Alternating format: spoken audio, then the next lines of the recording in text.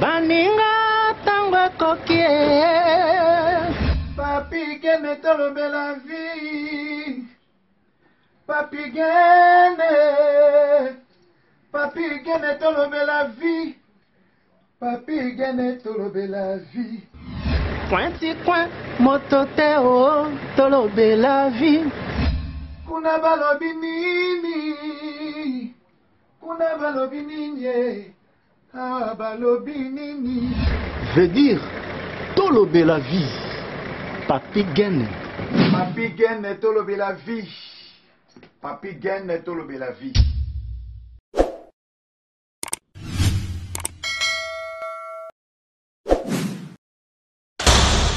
L'homme prudent voit le mal de loin. Tolier Bango. Bonjour, bienvenue sur Tolobe la vie officielle. Merci de votre fidélité, merci surtout de la confiance. Bolingo Bozakanango à travers Bande Konabino. Dans à chaque fois souci majeur n'est pas Zalaka ko informer ba Congolais, ba vrai. Zalandeko, il va se présenter. On kaka. Boye baye soka zanani. Tomeko sola to sola pona mboka na biso. Dans ba chaque fois. À chacun il faut même apport na ye na mboka. Yo apport ni zanini. Tokotika Congo et kende ndenge wana te. Voilà, donc Tozana Ndeko a se présenter. Bogoye baye. Papa bonjour. Bonjour Mbuta Papigen. Mbuta. Yo nalingo se présenter hein pour nga na yebi nanga kombo sikoyo batu banda biso bayeba na yambi nani Matondo Mbutagen pour na mutuna ngolobi to se présenter na pesi d'abord internaute et puis congolais nyoso o bazolanda biso na monde mbote nazali mutu ya yambo oyo akambaka mouvement Sauver le Congo, autrement appelé Masolo ya Sekele ya Congo. Comme on a un kaka ya mbu ya makungu mfumu, lelo na kati ya Masolo ya Sekele ya Congo, tozo bunde la retour ya pouvoir spirituel, scientifique et politique au Tobungisa, il y a de cela 8 siècles passés, na histoire ya traite négrière, au Topasaka pendant 5 siècles, histoire ya colonisation, au Topassé pendant 1 siècle, et puis lelo toza na 61 ans, histoire ya néocolonialisme au bakoti slabiso après indépendance africaine depuis 1960. Donc voilà, mouvement Sauver le Congo ou autrement appelé Masolo ya Sekele ya Congo, ezali mouvement ya juxtaposition. Toza ni pour gauche ni pour droite. Toza bateau ya alliance où ils ont rassemblé ba congolais nyonso au baza lésé lelo na pouvoir culturel, social, économique et politique au lelo congolais namboka na biso toza ko se retrouver mutu aza lésé sur ces plans là, porte eza ouverte na mutu ana tout aya ko s'adhérer na MSK et to la kisanzela to ensemble to bunda en fait pour na lelo to sauver mboka na biso sur le plan culturel. Sur le plan il y a mers, sur le plan il y a coutume, sur le plan il y a tradition, sur le plan il y a valeur, puis principe. On est dans le but tout à l'heure, il y a de cela 8 siècles passés. MSK projet Nebulosa d'abord nini pour avant tout côté pour tout ça. Projet Nebulosa nini. Matondo Mbutagen, tous un projet culturel, projet social, économique et politique. Mais c'est un peu difficile dans le sens que vie, il y a beaucoup de choses à dire, que de tout ce qu'on a aujourd'hui à dire, que pour nous talent de toutes les façons, d'ici 2022, vers novembre, décembre 2022, tu as une conférence culturelle, sociale, économique et politique où tu as étalé sur ce plan-là. Il y a qui ça comment industrialiser par exemple Congo, parce qu'aujourd'hui on s'étape sur par exemple minerai, coltan, cobalt, diamant, or, tout comme ça. Oui, on a besoin de toutes ces richesses, mais tu noté Elo Moro Mbutagen que lelo COP 26 ils ont passé lelo, ils ont les calelo, na ba pays wana tout, bazolo banabiso, que ba pays à tiers monde au baza développé, il y a des pays sous-développés, ça n'existe pas. Dans le projet au MSK Tozanango, nous disons qu'il n'y a aucun pays dans le monde où ils allaient pauvres. Ça n'existe pas. Pourquoi? Parce que mboka nyonso na mokili bazalaka na mabele, bazalaka na ba mai, bazalaka na ba zamba, bazalaka na espace oyo ba richesse nyonso to ezakuna oyo bakoki ko créer. Nako pe bakoki ko créer pe inventer o etaleli pour na ko émerger sur l'ère sociale pe économique. Na on peut ça exemple mbutagen moko naza na osenga ba congolais ba attirer attention na bango. Tozali par exemple na richesse moroboué. Nzete ya mine. Yo yebi mbutagen peut-être naza na voiture. Oza na voiture mato soko parce que tozali a pesa. Soko yeba ki kutu tokokai ko zongo to présentant mais dommage que les émissions mon côté que to fabriquer en haut mais ça passe direct. Voilà. Donc nzete mine nous a plante moko spirituellement na Congo et plante wana ezalaka esika msote. Lelo soki tobi par exemple na ningo tuni ba projet ou tozana dans l'avenir mais dans le but de représenter d'ici 2022 entre novembre et décembre to banda campagne na biso tout comme ça nzete wana ya pambe ko créer 10 000 emplois parce que na nzete wana tokoki ko transformer la culture et industrialisation ya ko saela ngo dentifrice. Donc, nous étions en assaut salé dans le dentifrice et dominé par Colgate et dominé par Signal. Donc, dès le premier temps, Togo faut tous on a besoin de main d'œuvre. Na Congo tu as main d'œuvre au ba vandi, ba tu vas ça et l'autre. Ba tu faut ba lona yango, tous on a besoin avec des appareils tels que par exemple motobinaire au ba koki ko labourer la terre et puis main d'œuvre manuelle il y a bateau tous on a besoin. Et puis na bateau au barolongola. Tokoza esu na besoin ya bateau oyo et kozalake il faut par exemple construire un entrepôt où ezale sika ya extraction ya jus ya nzete ya mino.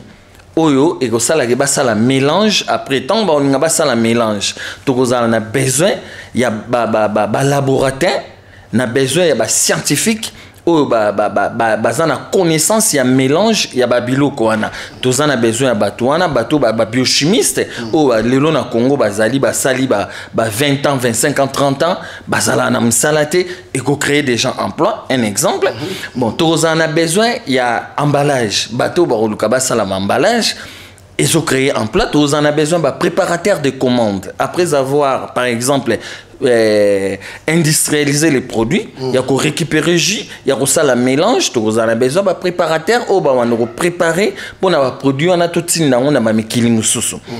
Vous en avez besoin de chauffeur, vous en avez besoin d'administrateur, on va administrer entrepôt, on a pour na néfis quelqu'un en état pamba. Donc voilà un exemple en boutagen que les lots tozo taper sur ba minerai parce que Congo est un pays moko pauvre jamais ezane biso ne peuple ya Congo ne toza pauvre spirituellement parce que toza ko s'inspirer te na ba richesse o mususu toza nango na mboka na biso pour na to inventer peut créer pour na social pe économie na biso pour clôturer mbutagen na roloba boy na roza deuxième exemple je m'excuse na zuma sangambila vin de palme et l'équipe tous les vins ya monde mais tu exploiter dans le secteur ouanate. Donc, je ne vais pas développer pour comprendre déjà que pour exploiter le secteur ouana, masangambila, comment les lots, ceux qui ont eu bango, tu créé les bango entrepôts, tu as eu batouana sur ce secteur, tu as les réorganisation scientifique, il y a secteur ouana, combien des emplois ont été créés pour nos peuple congolais besoin d'emploi, les sabana na bango, tout consort. Donc, voilà la idée au MSK et Goyanango d'ici 2022 et ça en ok, voilà, je crois que Obi Kengape naza vraiment touché, hein. Naza touché et puis je suis d'accord avec toi parce que l'homme sous tout le monde a abonné 27 ans nulle part ailleurs ils ont raté hein. Mais bon voilà 2023 arrive approche Toloba donc que IOP ou kozala moko ya ba candidat na 2023 eza bongo te Matondo Mutagen évidemment MSK Masolo ya sekele ya Congo na bateau tozo sangana il y a de cela 1 mois et demi na utaki Congo ba émission ezali so ba taper nkaka ya mbu ya makungu mfumu sur YouTube to sala ba émission na ba Paulette Kimuntu mama wana pe aza mama moko azo présenter ba émission na kitoko ndenge kaka na tolobela vie pe ba présentera ba émission na bino très classique, pas d'injures, tout consort aux années n'a besoin, il y a ba idée. Les injures ne construisent pas un pays. Ndeba bongo mutu, ndeto a besoin ba idée ou ndé reconstruire mboka. Oui, évidemment, na la candidat na 2023 pour la élection au Ezoya candidat présidentiel, mais à une condition que pas avec constitution actuelle. Oyo et comment malibanda yambo kanabiso. Oyo comment ba belge mutu ba pesa biso idée ba occidentaux mutu ba pesa biso idée poto comment constitution. Vous êtes la candidat présidence de la République. Évidemment. Donc ça dit na vandi na président de la République. Na futur président de la République. Mais bien sûr Mboutagen, bien sûr. Mais je dis bien pas avec constitution oyo ezopesa lelo senim pifo pour na organiser l'élection. Constitution opé ba tout baboya ka yango mais lelo on dirait que tout le monde est d'accord bandima la constitution parce que tout ça ndeni siko. Boya on est bozane ti kamo particulier un peu. Mboutagen, l'histoire c'est le pouvoir et le pouvoir c'est l'histoire. Na osenga na bana Congo nyonso baluka kosala ba recherche obi tobo sana philosophe moko ya munene na mboka na biso Papa Diangenda alobaka na biso to sala ba recherche poto mona to trouver oyo nini ya malamu pe ya mabe ezo constituer mboka na biso pona to zala sous-développé. Le lobby biso to sali ba recherche na kata MSK Mouvement Sauveur le Congo pas ba Congo avec C hein Mboutagen tant nazo loba bato bazola na biso ba ebake ezali Congo avec K Otozolobela pas Congo avec C o batiela biso na conférence de Berlin entre novembre 1884 et puis jusqu'en février 1885 ngai nazolobela Congo avec K mais tozana ba archive Mboutagen tolukaka tozana na culture ya kotanga tozana archive moro a tozana livre moro awa ya Evariste Chimanga Bakadiababu abimisango na 2006 atuna question à l'UDPS lelo Félix Tshisekedi azo diriger tangu bazalaki na opposition wana lui le messieurs Evariste Chimanga Bakadiababu atunaka bango question à l'idée Tshisekedi ou les combats pertinents pour libérer le Congo Zaïre yango ebimana armatan awana Paris atuna question à l'IDPS to découvrir na quatre archives oyo na livre o na beaucoup o poto yeba évidemment question à l'IDPS c'est comme si cette question et ezali posé aujourd'hui et pas Félix Tshisekedi oazo diriger l'institution na biso toko fongola Mboutagen na page 63 toyeba nini oyo Evariste Chimanga Bakadiababu akomaka na livre o question atunaka na IDPS donc atunaki ba Kabund ba Jean-Marc Kabunde ba Félix Tshisekedi et ba Augustin Kabuya Etienne Tshisekedi tout consort lelo ndenge bino bozabo na syndicat na bino pa Mboutagen ya ba journaliste tout ya ba congolais au bazana monde il faut bokende pe bino pe Boke nous tourne question à l'IDPS aujourd'hui et pas Augustin Kabuya bango tout ba Félix Tshisekedi ninga na pouvoir faut boke tourne mais to ko découvrir to yeba évidemment ce qui nini o e komama na kati akomaka boy Evariste Chimanga Bakadiababu na page 63 atunaka question le bi on sait qu'il y a eu une manipulation des résultats du référendum et maintenant que la fameuse constitution a été entérinée par la Cour suprême de justice, comment trouvez-vous son contenu? Ça c'était question à l'IDPS.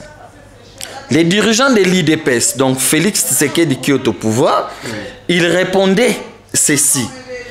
Ils disent, les dirigeants de l'IDPS soulignent le fait que même certains occidentaux qui ont examiné attentivement la fameuse constitution confectionné par le concours du commissaire Louis Michel, regrette infiniment.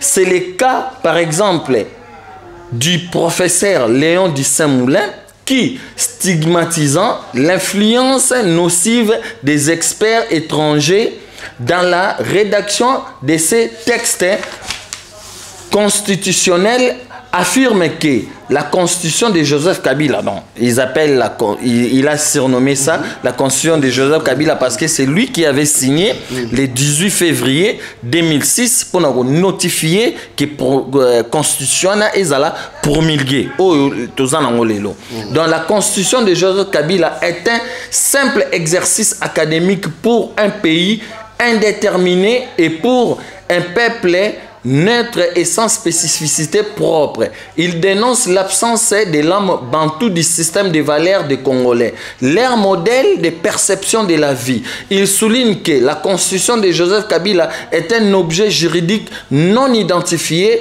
En découvrant la constitution de Joseph Kabila, les grands constitutionnalistes Francis Delpere s'est écrié: si telle est la constitution de la République démocratique du Congo, peut-on vraiment parler d'une constitution pour ce pays?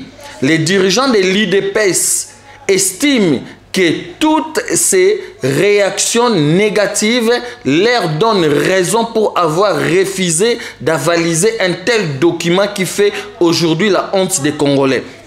C'est fini. Mboutagen, c'est fini, le débat est clos. Nous demandons et pas nabino ba journalistes nion so bazali so bazana ba Canada, les États-Unis na Congo, pour que nous retournions à Félix Tshisekedi. Avec quel document qu'il est en train de diriger? Il y a de cela 2 ans et demi, presque 3 ans, avec quel document? Tozo Senga. Par exemple, na élection électorale en 2006, 2011, 2018, na opposition comme na majorité, Mboutagen, avec quel document? Totangi awa na livre, ba ebisi biso ezali constitution sans l'âme bantou, sans spécificité des valeurs des Congolais, leur modèle. Donc, qui veut dire l'âme bantou? Il faut noter que Mboutagen, tous un problème de civilisation. Dans une civilisation, ce qui compose une civilisation, ils ont la culture, la mœurs, la tradition, la coutume, la valeur, la principe. Donc, constitution, on a les photos comme on a mopandi et que pour les peuple congolais à la sauver. Donc, tous ces que bas élection, il y a 2023, jamais, et qu'on salama sans pour autant d'abord constitution où ils ont en place, ils ont dégagé, changé par nous les Congolais. Voilà. Ah, mais ça m'a pas si, parce que comme on a ma camarade des autres les pomoni, ils ont continué à sur talibi au monde qui non continuité ils ont kaka donc jusqu'à là au moins échangé c'était bon. Habité peut-être nakolo babo peut-être tam sous babozo. Mais elo monde nga tout sur la momuke bambongo babimisaka wana ou babimisaka parce que là tous encore na tous encore sur l'élection. Ba 100 000 babimisaka wana hein sikoyo bino bimisa 100 000 na bino bo soki baton ba sali na bango ndenge wana obaki bien en condition mais oyebi Congo bien Matondo Mboutagen déjà sur le lobby 100 000 ça veut dire c'est une condition que CENI est en place. Donc il faut comprendre d'abord CENI est un organe néocolonial donc qui veut dire bachangoka na Congo te bachango na Afrique mobimba pour na paupériser ba peuple congolais en particulier et ba peuple africain en général. Donc ça veut dire pour ekanga biso na minyololo batuba kufaka na ba élection tozo mona ngona ba Guinée na ba Mali partout en Afrique comment ba CENI ils ont ravagé ils ont bouma batu na Afrique. Donc kaka na Congo te déjà na CENI engagement, il y a réforme constitutionnelle. Au CENI Zoloba, CENI réformé le côté. Et d'abord, CENI wana commission nationale indépendante électorale et Gozalaka jamais indépendante parce que n'a pas pays sur la démocratie, l'élo ba élection nyonso ele kaka ezalaka ba fausse élection parce que ba yebara déjà batu na bango onini bango ba rocha ndeti lelo par exemple déjà na France a esika toza après Macron ba yebi déjà muto aroya après Macron hein, ba yebi déjà que ba ko maintenir soit Macron ou bien ba rocha mutu mususu donc ezala déjà bilo mo programmé ndeti lelo pe na Congo c'est déjà programmé c'est pour cela biso na lame bantou donc nous disons non. Donc, na repose ça exemple Mbutagen na bandeko o bazola na biso tozwaka exemple qui ne date pas longtemps. Il y a mercredi le 6 janvier 2021. Ba élection démocratique au elekaki na États-Unis entre Joe Biden na Trump. Est-ce que ba élection est libre et transparente? Et ça a libre et transparente, c'était tout le monde va koufi na Capitole 4 à 5 personnes va koufi mais batikali jamais to monité à ta association moko il y a droit de l'homme, il y a organisation internationale, il y a droit de l'homme pour bima et tout na John Biden na Trump baloba nenge nini batuana ba koufaki na Capitole et l'autre côté en plus bisope ba africain en général et bah Congolais en particulier to vandi to zotala donc États-Unis justifia qui biso il y a de cela 7-8 mois passés que bah élection nyonso o eleka na système démocratique et ça bah élection mouramabe biso na Congo lelo il faut to zongela na système électoral na biso tozala nango il y a collège électoral il y a de cela 8 siècles passés au Vatican ezoa na clan bantsaku parce que clan bantsaku na club nzinga na club panzu yango ba changer biso na conférence de Berlin donc club ntsaku ezali esika o ba maneki ko pona mukonzi o a diriger mboka klaya ya ba panzu ezali lokola assemblée nationale donc là ya ba nzinga ya ba ntsaku ezali lokola sénat Kla ya Bampanzu ezali lokola Assemblée nationale pouvoir législatif. Kla ya Bandinga ezali lokola pouvoir exécutif, présidence. Donc vers 5e siècle, selon Oba Kriaka démocratie, bangom tu vas changer Babiloko wana. Et il faut noter, pour nous revenir un peu dans l'histoire, Mbutagen, que dans l'histoire de l'humanité, nous vivons 3 civilisations. Nous avons la civilisation Congo, où il y a civilisation égyptienne. Nous avons la civilisation grecque, où il y a qui modifié civilisation Congo. Nous avons la civilisation romaine, où il y a qui modifié civilisation grecque et modifié civilisation Congo. Il y a un to komi lelo nesikatoza. Donc, bah changer biso.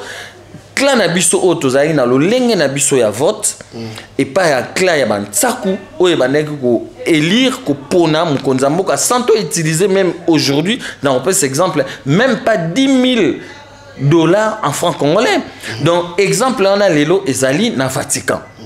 Total ndenge Vatican et ponaka pape. Ba élire pape abimi na place Saint-Pierre.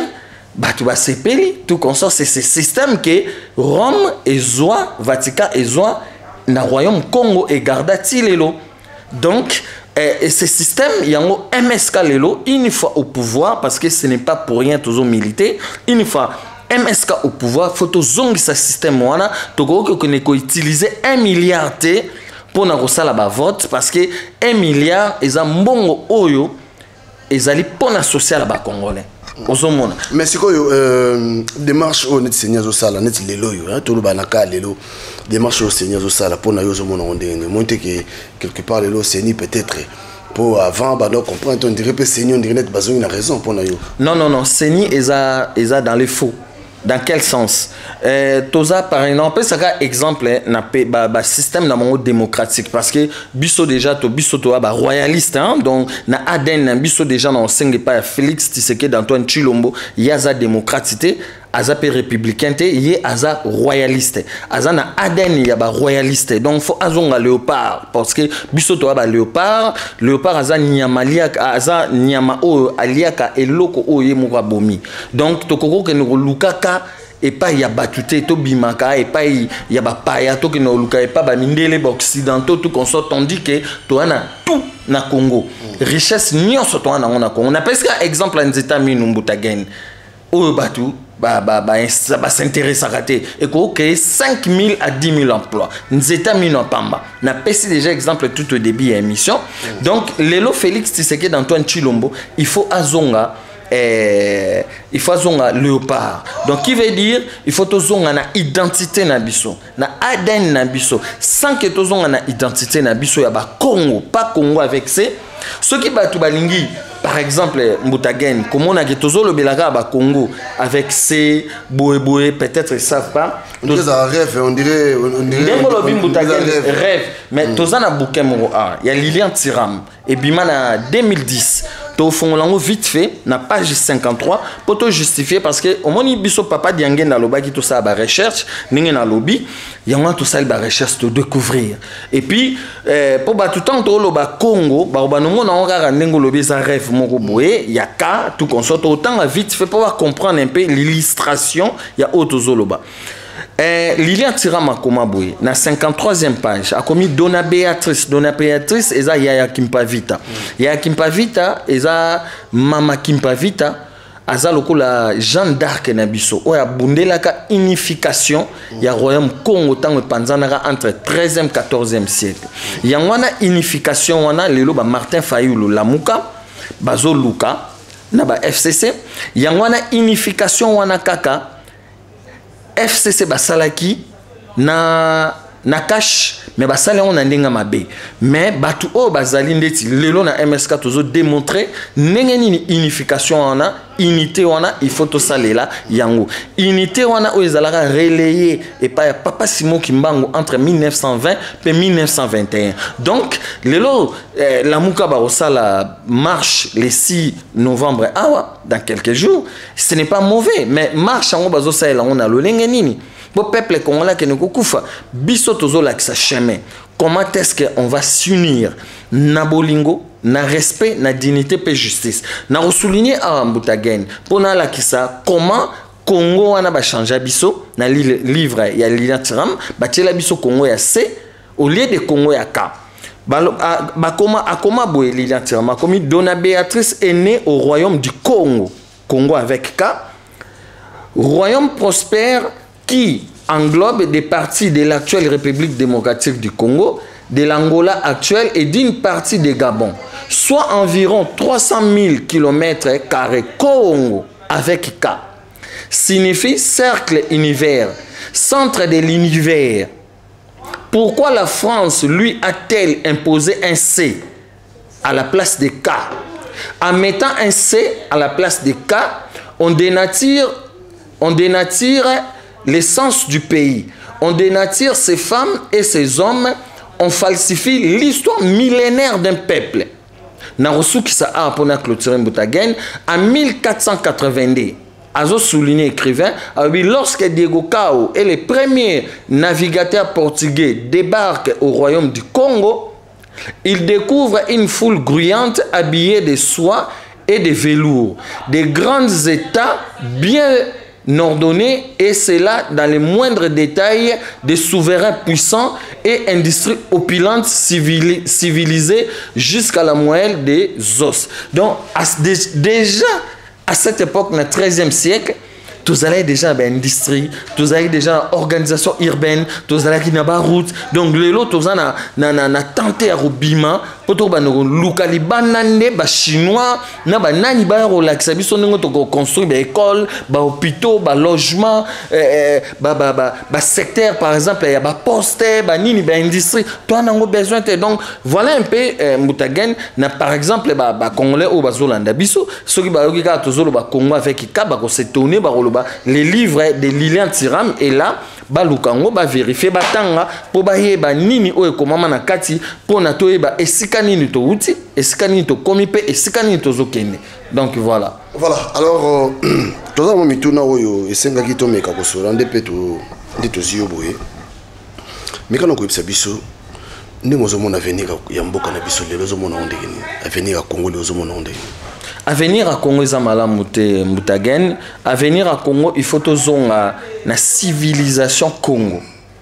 Ce qui tozonga na civilisation Congo te toko bimate et sans embâche. Tala Mboutagen tozali na tozali na mémorandum constitutionnel, il y a MSK.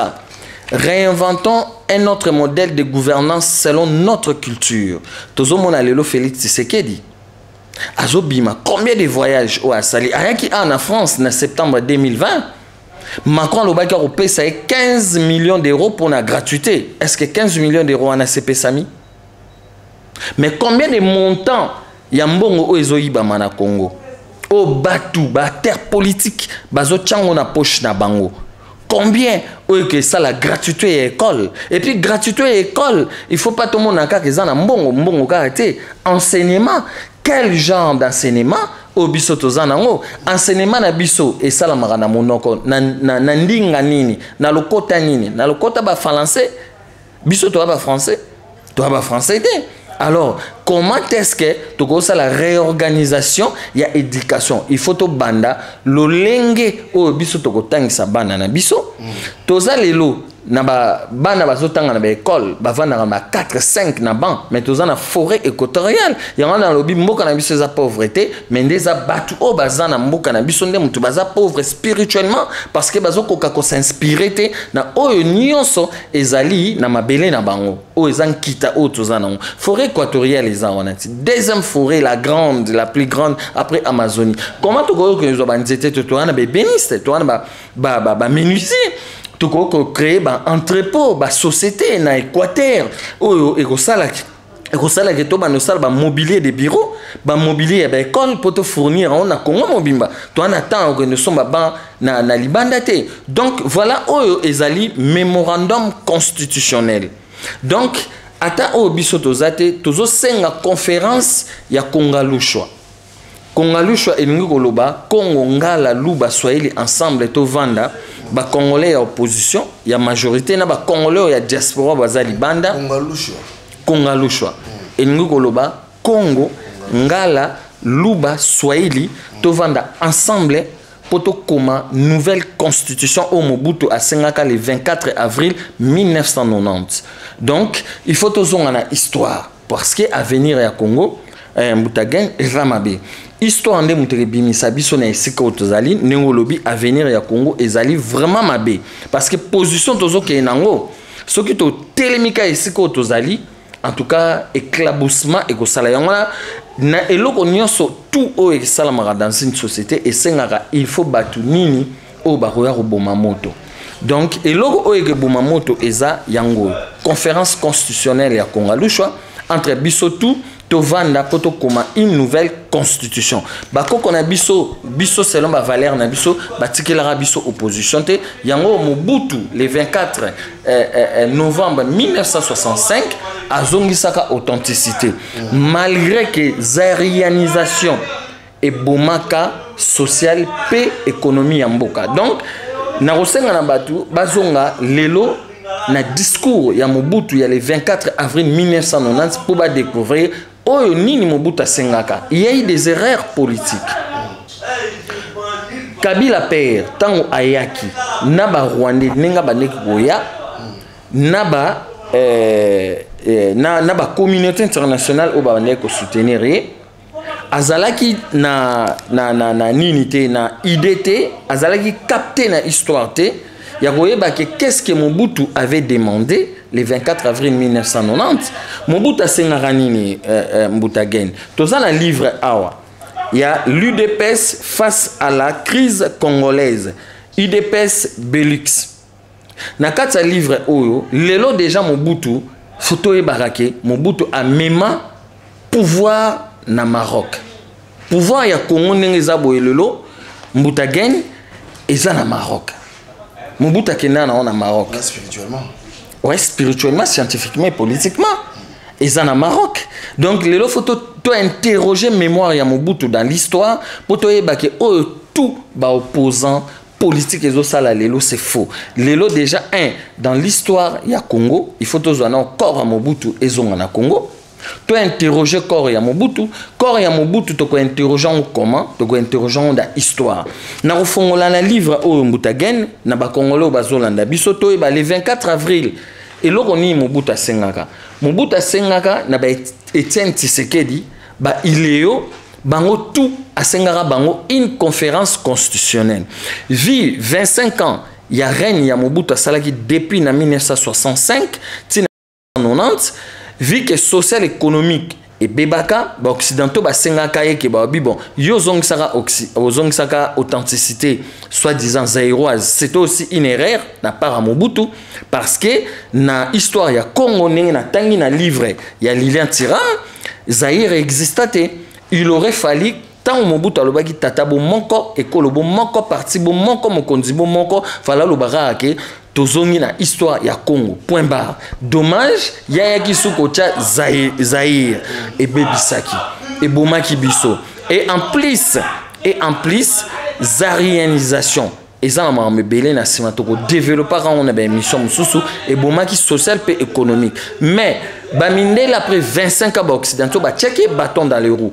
C'est raison pour laquelle na début il y a année en janvier février 1990 Mobutu abandé ko sala ba consultation populaire yangwana ayaki ko sala le 24 avril 1990 multipartisme azongisa ki ba parti politique pona nini pona ndenge ba occidentaux ba checker bâton dans les roues alobaka nina ebisaka le 24 avril o ba congolais ba koki ko zongela discours wana avec une pesibino transition il y a un an, du 24 avril 1990 till le 31 avril 1991, bossa la assemblée moko constituante, bossa la nouvelle constitution, et puis entre Bino et Etienne Tshisekedi ba opposant, na ba iléo, bossa la élection présidentielle pour ngana bino na ya sala remise et reprise ya pouvoir authentique et ça la mateti lelo biso na kati ya MSK tozo considérer Félix Tshisekedi Antoine Tshilombo étant que président en transition.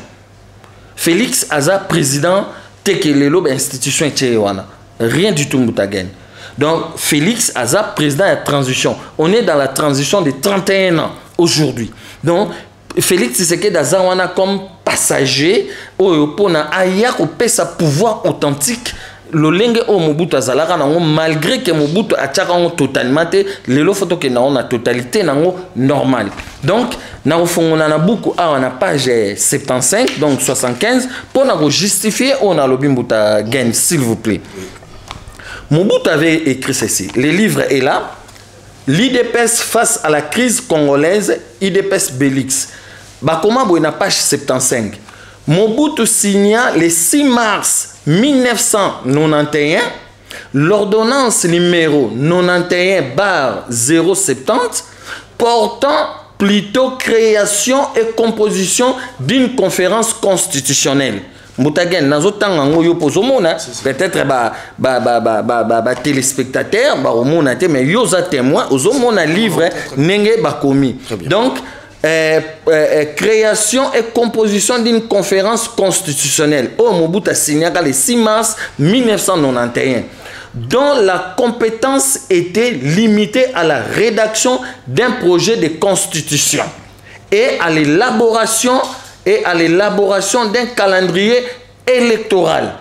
Donc Tilelo Moutagen et Salamate Kabila les pères Musée Laurent Désert Kabila tant ayena ba Rwandais tant ou guerre ou il y a génocide plutôt il y a attaque ba attaque Zaïre mardi le 16 octobre 1996 ba kessa ba accord il y a l'Émirat o ba yaki ko tia constitution o natangi na buku ya Évariste Chimanga Bakadia Babu il faut pe ba congolais ba retourner sur les accords de l'Émirat ba ko découvrir comment batala ngota na ba Google ba mona constitution o ezo konza biso lelo ndenge nini ezo gogola biso ezo comme si biso ba esclave. Donc na guerre wana ndenge Laurent Désiré Kabila yaka na ba communauté internationale ba soutenaka na ba Rwandais tant ba bandi yango 2 semaines après, déjà armée Mobusienne et Sedaka parce que Bazaïk sous la force c'était et vu que cette armée était impayée, mal payée et pas il y a administration Mobusienne, Kabila perd tout le monde a Utenika 1, Utenika 2. Mais Kabila perd Boyaka Koyo Kanana Mobutu. Et en plus, dans l'histoire, tu notes que Occidentaux au Liakana Mobutu. baboyelaka Mobutu visa que Mobutu a tchama colonie même na France na Belgique et Kabila père abandé ko mona on a mis sunae. Or Kabila père il aurait pas fallu atika Mobutu bima na tangi bien Mbutagen na livre a makambo o Mobutu sengaka ba Etienne Tshisekedi o sengaka opposition o lelo eza par exemple ba Lamuka tout consort ne Mobutu o afungolaka lelo to comme na 1000 partis politiques. OK to na France a mutu elakisa biso soi-disant démocratie on a ma B au biso ko ozalate na Congo to sala ba émission to lobela sur la démocratie donc Mobutu afongola ratio wana to moni lelo esika ba parti politique et memi biso lelo na déclare otozo kene na ngona situation mboka ningo lobi avenir ya mboka donc na tangi a bien na livre batuba mona donc bref Mouzé Laurent Désiré Kabila a kaptaka histoire. Il n'aurait pas fallu Mouzé Laurent Désiré Kabila a tika Mobutu abima. Fallait dire que non, dans la transition, il y a des livres na memi en côté, n'a présenté en haut transition manquée de 1990 jusqu'à 1997. Donc Laurent Désiré Kabila il aurait fallu que Mobutu yo bimate parce que yo zala sous président il y a Zahir il y a même PRT parce qu'à l'époque c'était sous le président même PR aux alipé président il y a Zahir manifeste dans télé yango et autres témoigner au peut ko senga Félix Tshisekedi d'Antoine Chilombo à ça la réactivation il y a manifeste dans télé parce que social il y a des Congolais qui ont un logement, éducation nationale, culture politique, tout yango et Zali na manifeste d'intérêt à Tchangon en place. Donc, Laurent Désiré Kabila a ça la rare. Mobutu tant a tiké Abima, Mobutu a kendaki na pouvoir na Maroc a koufa le 7 septembre 1997 Mobutu a Koufikuna et puis pouvoir ezakuna. Donc faut interroger mémoire Mobutu, il faut tozonga na conférence wana oyo lelo na MSK tozo présenter to lobby awa na mémorandum constitutionnel ya Kongalushwa. Donc to vanda entre ba Congolais à Libanda, Congolais à l'opposition, Congolais à majorité, na société civile pour nato ça la nouvelle constitution pour nato kene na Congo ya sika. Sans cela Mbutagen tokobimate tozali na chaîne na yo ya bino awa tozolo bango ba Congolais ba yeba ko capter histoire. Voilà. Mutuna mongo avant tout ça. Na tuna parce que aux ambali bosso je crois que bandeko de ba moni o bandemo na yo mingi tondo sola parce que pour moni lelo to fongoli parenthèse hein. Tu fais une boîte à Pandore. Voilà, tu fais une boîte à Pandore. Donc, on a quatre wana makambozé, belle, autant de développer moko sima mosusu. Maintenant, est-ce que libération à Congo, hein, tout ce qu'on est-ce que libération à Congo pour na yo, au moins libération à Congo, ezali na kotangaka, na kolobaka to, il faut qu'on passe na acte. Si libération à Congo, évidemment, il faut qu'on passe à l'acte. Qu'on passe à l'acte, ça veut dire aujourd'hui, photozonga. Na clan ya Bantsaku, ba clan ya Bandinga, pe ba clan ya Bampanzu. Qui veut dire quoi? Toujours basé toujours Mbutagen, le lotolobi, na 2023, il n'y a pas d'élection. Sans changement à la constitution.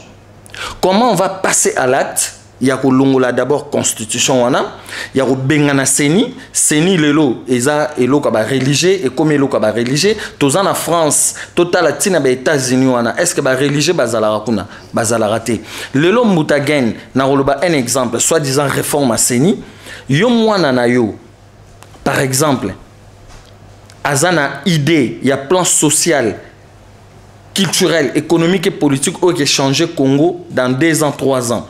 Alors, moi, je reçois $100,000 wapi pour postuler. Donc, aux hommes qui eza eloko moko fabriqué pour na batumoko boye il y a opposition pe na majorité pour na kaka bango bazalaka wana ezo pesa même pas droit na société civile pour na baya par exemple moi na Papi Gen aya accéder na pouvoir ata moi na Papi Gen azama yele ndenge nini eloko te to boy seni et que nous ça la biso ba élection ya 1 milliard divisé par 26 provinces, ils ont payé 38 millions dans chaque province. Il y a des dollars en francs congolais. Eux qui ont des hôpitaux, eux qui ont des écoles, eux qui ont des centres culturels pour la jeunesse congolaise que nous avons la formation. Tout comme ça, eux qui contribuent à l'administration. Donc, c'est ni l'élo. Ils ont entité moko oyo ezali néocolonial n'engue na loba tout à l'heure.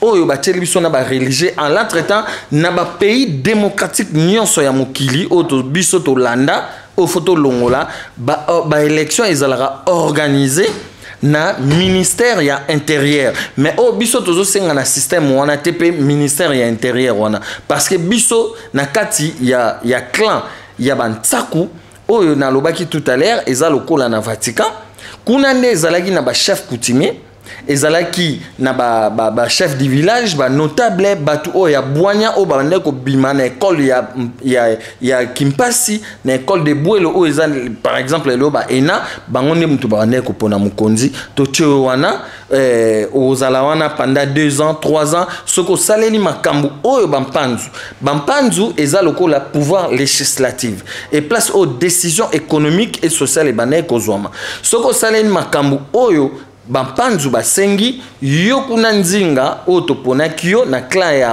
ya bantsaku nde okozala wana soki obéir na mibeko wana te oyo biso bantsaku tozwaki na biso donc ntsako eza lokola sena oyo biso bampanzu bazwaki donc bino banzinga bozala wana te 1 à 2 ans tolongola bino un exemple ya Mbutagen Trump baninga balongole na chambre moko boye na congrès na bango mayele wana tout bazwa yango na royaume Congo donc voilà lelo Mbutagen tolobi boye changement ya Congo ndenge lobi il faut qu'il y ait un acte ya liboso il faut to kombo la constitution fait longwa na ko continuer s'il vous plaît Mbutagen na livre oyo ya Évariste Bochab oyo ebima na juin 2013 bino presse congolaise bon négliger les lots enseigne na presse congolaise nyonso ba revoir livre entre la révision constitutionnelle et l'inanition de la nation na refongola vite fait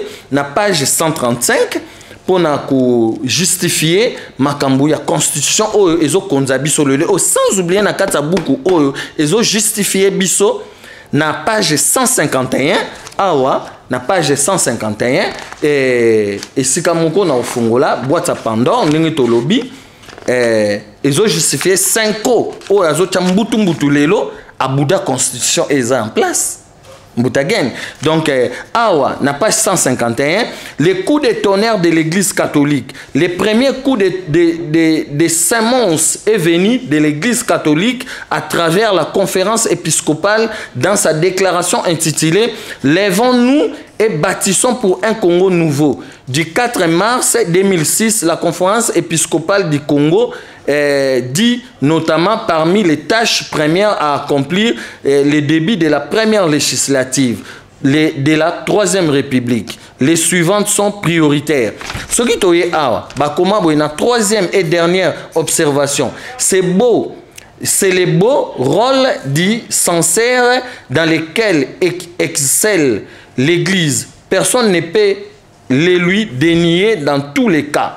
À partir du moment où toute magistrature morale s'interdirait le rôle des censeurs, quelle pourrait être encore son incidence sur la conduite des hommes en société, alors que 2 semaines seulement après la promulgation de la Constitution, l'Église catholique avait jugé, donc M.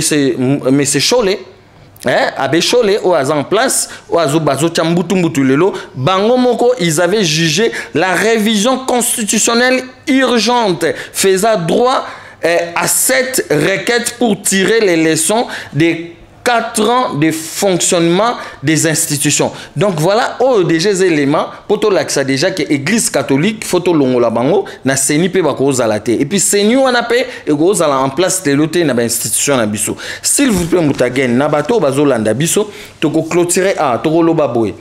Nini o boshaba komara na livre oyo ndenge déjà total ici ba catholique ba boyaka déjà le 4 mars balingaka constitution ote lelo bango moko bazo marché lelo fo ba longwa déjà parce que makambo bazo sala ezali hors na société na biso parce que bango moko déjà fo ba yebisa biso constitution est en place ezalaka écrite comment ezalaka écrite boy. L'écrivain dit ceci: puisque l'écriture constitutionnelle est exigeante, même s'il ne s'agit pas d'un langage ésotérique, dans cette matière, les mots n'ont souvent pas le même sens que dans un langage ordinaire. Une certaine précision s'impose pour éviter des contradictions. Il est dès lors incompréhensible que Mboyo Mpenge puisse soutenir. Là, ezali écrivain, Mouta Azolo Bake, lokola Mboyo Mpenge avant promulgation, nenge totangi na livre ya Evariste Chimanga Bakadiababu, nenga posa qui question dans l'IDPS, nenge pe le lot ozo poser question na Félix Tshisekedi d'Antoine Chilombo avec quelle constitution ou azo diriger nango. Et puis cour constitutionnelle, ils ont dirigé avec constitutionnel. Sénat, ils ont dirigé avec constitutionnel. Assemblée nationale, où ils ont clair ban panzu le lot ozo senga fo ezonga en place dans la culture na biso politique, ils ont dirigé avec constitutionnel.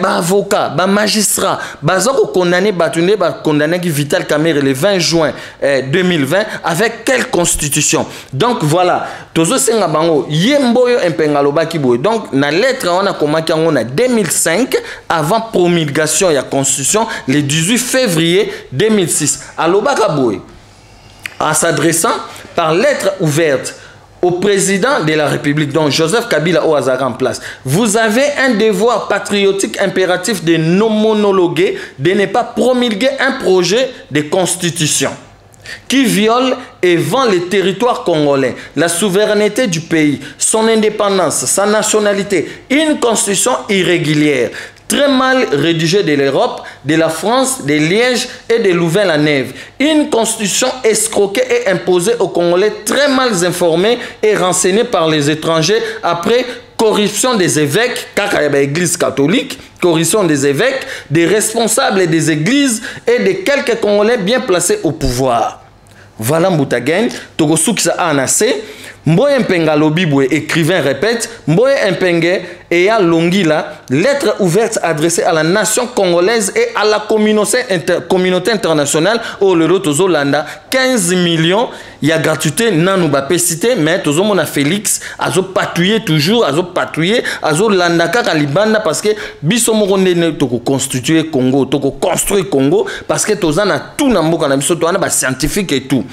Mboyo Mpenge alobi donc à la communauté internationale Kinshasa 2005 page 27 mais plus explicite encore et l'avant-propos à la page 1. En effet, une constitution pleine de fautes, de fonds et de formes non préparées au Congo et par les Congolais, comme fit la loi fondamentale de 1960, mais largement votée comme l'enchantement et envoûtement par les parlements de et sénateurs désignés ramassés dans la rue, non élus et corrompus. Tosuki en Mboutagen, Masole Sili, donc tozo sengana peuple congolais tout. Oya okene na élection en 2023, place toza na monde, c'est que ozali très yamboka wana olingi makila etanga to sali mission yango bozolanda. Donc c'est que bino ba peuple congolais boza ba premier traître koleka ba politicien biso lelo o na kata MSK to fongoli boîte sa Pandore ndenge to lobby boyoki to tangi livre ya Evariste Chimanga Bakadiababu, livre ya Evariste Boshab yango eza awa tozali na mémorandum constitutionnel comment to changer constitution Mboutagen. Constitution na biso fozala na 4 branches. Donc première branche eza culture, deuxième eza social, troisième eza économique, quatrième ezali politique. Oyo Mboutagen to kotisa ngo bato bazolanda biso to lobela na chaîne to lobela vie to kotisa ngo na administration ya Kabila. To côté on a administration à Félix Tshisekedi.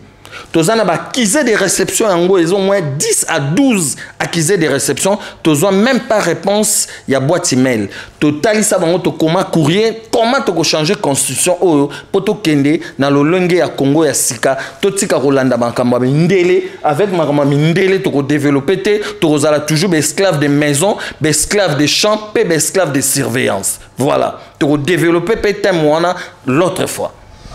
Ok, voilà, merci, merci. Nkaka. Matondo. Voilà. Voilà, tout bien Nkaka, Bambuta. Voilà. Merci Nkaka, Nandenge, Oye Kofongole, Susubana Congo, moi, Misu. Je crois que nous avons bien les ambas, les bosopes la soukate parce que ma caméra te fongoli avant d'être obligé de fongoli boîte à Pandore, mais tu vas nous tirer bilo comment on a quatre il faut tout développer parce que Congolais a besoin vraiment faut la mouka. D'habitude le basouka c'est plutôt ça. Bon, le basuka ezali Mboutagen que Congo toza lokola na Congo toza na fleuve Congo. pas Congo c'est totangi na livre à Lilian Tiram ils ont justifié biso ne ba falsifier biso histoire voilà na bachela biso Congo ya c'est na conférence de Berlin entre novembre 1884 et février 1885 donc le conférence à Kongalusha autozo sengeza poto bannir toutes ces conférences au esenga ke mindele mutu batinda biso même ba conférence ba lulwabu ba conférence nationale souveraine au ba Etienne Tshisekedi bakenda ko senga au leba ça la conférence au Mobutu senga bango au totangi ba tu ba revoir na émission batala totangi yango déjà tout consort ba conférence ya le 17 décembre 2002 ya constitution au ba belligérant donc notons qu'il y a encore que constitution au toujours utilisé ezali il y a ba MLC il y a ba RCD où ils a parti au Kagame RCD Kagame a utilisé qui ba Rwandais na ba Congolais il y a MLC ndeko na biso Jean-Pierre Bemba bango ba kenara na Santiti il y a ça la constitution actuelle et silaka le 17 décembre 2002 et en même temps Kabila Zalanga na pouvoir atindaka Evariste Bochabe atindaka Samba Kaputo Théophile Bemba et puis na Evariste Bochabe bango mutu bakendaki kosangana po bakomela biso constitution imposée et j'insiste mutagen syndicat na bino ba journaliste oya ba congolais ya libanda na ba congolais ya intérieur faut boke ngotu na Joseph Kabila za vivant boke ngotu na Félix Tshisekedi azana poste bo échappé na ngote mutagen boke ngo tuna bango ba imposa ki biso constitution n'est pas banani totangi bien na livre ya Evariste Chimanga Bakadia Babu une constitution confectionnée par les concours de Louis Michel les professeurs donc tolobi na conférence à Kongalusha pas de professeurs ya mindele aucun mundele a ozalawana nenge bachela biso na ba catalyser nenge bachaki na dialogue oh il y a le 17 décembre 2002 tant aussi là qui ba constituer constitution au ba imposer biso par Bush et puis na catalyseur bachaki tabombe ki nenge ba posaki biso conférence il y a octobre 2016 na conférence il y a décembre il y a Saint-Sylvestre donc voilà na reclôturer nngo lobi mbutagen que biso na Congo tozali lokola fleuve Congo yaka donc fleuve wana ezalaka ramifié eza ramifié na ba mai na ba rivière ya mike pona ekende ko se boaka ekende ko se jeter na océan vers Mwanda donc faut tozala bongo to sangana le to luka unité o ya kimpavita abundelaka vers 16e siècle unité wana o ezaki rallié par Papa Simon Kimbangu entre 1920 et 1921 na kati ya conférence constitutionnelle o tozo senga lelo soki biso pe to wana biso ka invité et c'est kota nango ata et kota na administration na lobby ya Kabila pena Félix Tshisekedi tozo pas même ata adresse il y a email, il y a réponse. Donc ça nous justifie plutôt que l'administration congolaise a par terre. Ah, même en France, sur le comité ta mère, il y a pas bah répondre. Mais biso to kena sur place, to déposer ba document ou to ana ba kiser des réceptions, peuple mutu d'ici 2023, yemorom to a redécider. A otali sake, nengeni to kotsa biloko ba répondre biso te. Donc mutagen to za loko la fleuve Congo. Na fleuve Congo to sangana dans l'unité nengelelo la muka ba la marche les 6 novembre awa po ba sangana na FCC, lo lenge kaka cash et sangana kina FCC donc unité on a bango ba luka on a lolenga malamuté na lolenga ba démocrate photo luka on a lolenga ba Congo to tangi ninga ba changer biso histoire ba falsifier histoire na biso ko banana na munoko na biso na lo kota na biso ba longoli ki Congo ezalaka langue ya invention pe ya création ya monde première langue parlée au monde to ko développant ngo lokolo lobi mbutagan to fongoli boîte à Pandore ba émission ezale belé pour na bana Congo ba comprendre et puis na ko souligner mbutagan ton noté tant tozo le bela makamba ba ne Congo ça veut pas dire batu ya ba Congo batu kaka ya ba Congo non ba ne Congo ezali batu ya ba Congo batu ya Équateur batu ya Mbujimai batu ya Kivu biso tu wana ba luba ba Congolais biso tu toza ba ne Congo mususu ba bima depuis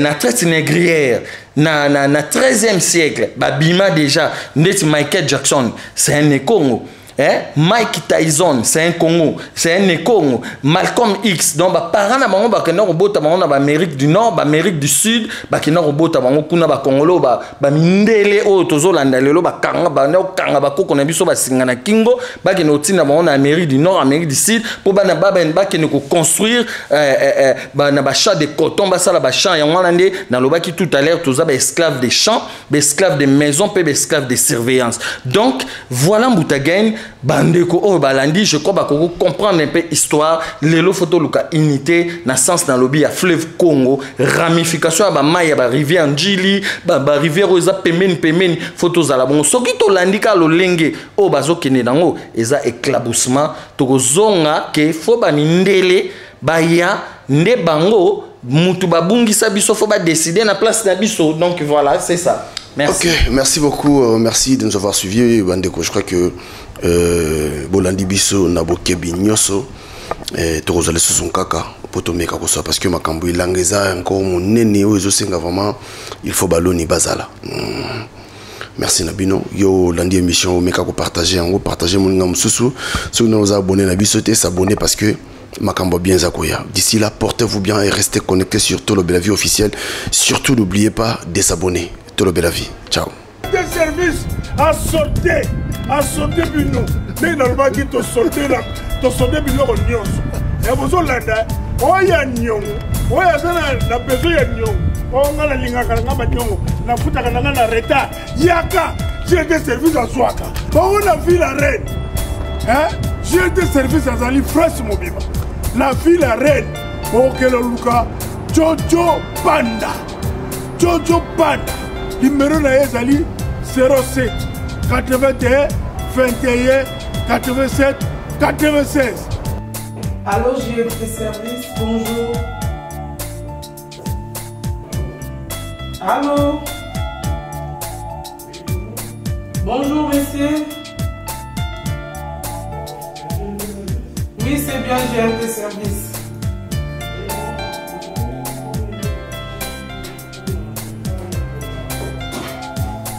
Ah, puis surtout dans le départ, il y a Angola, le 25, il y a mois de mai, Oyo, là le 10 mai. Numéro il y a 09 52 96 16 79. Bonjour la dame, Bobenga. Oh, il y a ça solo. Vous comprenez? Donc, na Lyon, vous ne pas José Kalonji Badibanga. Écrit na bango, il y a un essai, numéro na bango, il y a un essai. Donc, il n'est pas na bango. Na Lyon, so vous avez la personne Bobenga. Bobengi, José Kalonji Badibanga. La fille, beaucoup de la maman, il y a Azari Viviane. Azari Viviane. Italie Mobimba. Bata Naples, Bata Milan. Beaucoup de la Bobenga maman, Azari Viviane. Numéro na bino yango wana. Eza koleka na C. Oyo bokomona numéro ya maman Azari Viviane. Bobanga te, agence Oyo. Kudi ya mbote. Ici c'est JNT Service. Nous avons la promotion, il y a un carton. Nous travaillons dans 5 dimensions, il y a un carton. Dimension, il y a un carton, il y a 60 x 40 x 30, biso, il y a 50 €. Ce qui est pas concurrent, biso, il y a 60-65 €. Mais par contre, le carton à bango, il y a souka awa. Il y a biso, bandi awa et eti awa. Il y a bango et souki awa. Donc voilà, promotion, il y a un carton à biso yangwana. Et deuxième dimension, nous avons un carton, il y a 70 x 41 x 32. Ils arrivent à 100 € pour la Île-de-France. Et pour la province, ils ont 130 €. Et en ce moment, il y a la promotion, nous avons 10 € dans le carton. Et troisième dimension, il y a le carton, il y a 70 x 50 x 50. Ils arrivent à 150 €. Et pas les conquérants, ils ont 160 €, mais ils ont les mêmes dimensions. Nous avons un carton, ils ont miné. Et celui qui est dans la 4e dimension, nous avons un carton, il y a 80 x 50 x 50. Bissou est à 250 €. Et là, en promotion, vraiment, on a reçu un bande de Mboka, donc ici, carton à Bissou, on a 220 €. carton ya 80 x 50 x 50 eza na 250 repas na biso et pas ba concurrent eza na 270 euros. Les autres ils font ça à 290 euros. Mais biso pour la sunga population en moka to sali promotion wana et bani awa na mois de mai tu na septembre promotion wana carton ekiti na 220 euros. Et tozana carton ya munene au bozomona 100 x 50 x 50 bandeko bazosala mona 350 euros. Mais biso to na promotion ekiti na 300 euros. Wana pona huile de France. Donc on a 300 euros. Et ce qui peut arriver qu'on tindi 4 cartons, 5 cartons à la moko, donc ça là on est sous prix. Et en même temps, vous allez sur un carton moko à 50 euros pour être gratuit. Donc GNT service et yewana pour nous peut servir nos solutions. GNT service, tout ça là enlèvement de porte à porte.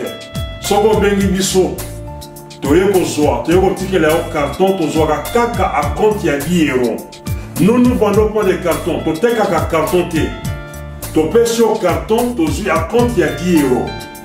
Tant que vous rechargez colis, au bengi biso tu reçois colis. Tant que tu au si le reste, tu déduis 10 euros. Par exemple, ceux qui te payent ça un carton à 50 euros, tu as à compte ya 10 euros. Tant que tu reçois colis, au payes ça biso kaka 40 euros. Y compris 10 euros pour ce qui sont dans le compte, il y a carton. Eh mamé, Ajason, le yenge, Ajason, Achale.